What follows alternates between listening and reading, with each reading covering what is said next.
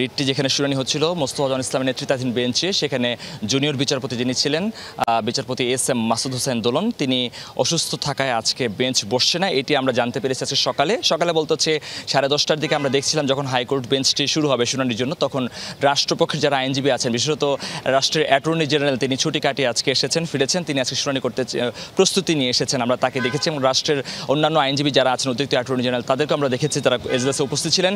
একই সাথে যারা রিট করেছেন, রিটের পক্ষে যে আইনজীবী আছেন তারাও আজকে উপস্থিত হয়েছেন এবং কানায় কানায় পূর্ণ হয়ে যায় আদালত। এজলাস প্রাঙ্গণ পুরোপুরি দেখেছি আমরা, আইনজীবীদের পরিপূর্ণতা ছিল। কিন্তু আমরা যখন অপেক্ষা করছিলাম যে বিচারপতিদের বেঞ্চ বসবে, সেই সময় জানতে পারলাম যে মাসুদ হোসেন দোলন তিনি অসুস্থ থাকার কারণে 2 দিনে ছুটি নিয়েছেন, অর্থাৎ আজকে বুধবার, আগামীকাল বৃহস্পতিবার, 2 দিন ছুটি থাকার পরবর্তী সময়ে শুক্র এবং শনিবার, অর্থাৎ রোববারের আগে এই রিটটি আর শুনানি হচ্ছে না বলাই চলে। অনেকটা ঝুলে গেছে এই রিটের শুনানি কিংবা আদেশ। 6000 mAh battery, one and only Power Master, NextG N73.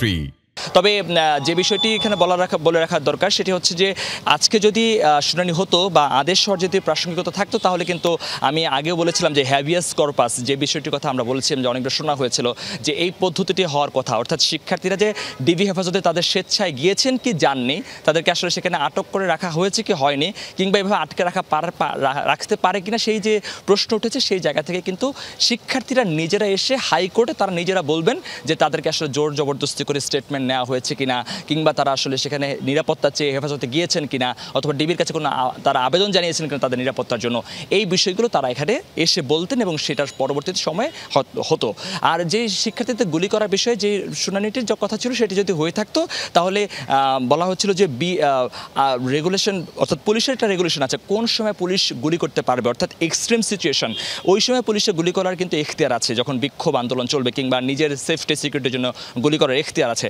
সাংবিধানিক জায়গা থেকে সে গুলি করার যে জায়গাটুকু আছে, সেটিকে তারা প্রপারলি আসলে করেছিল কিনা, নাকি নির্বিচারে তারা গুলি চালিয়েছিল।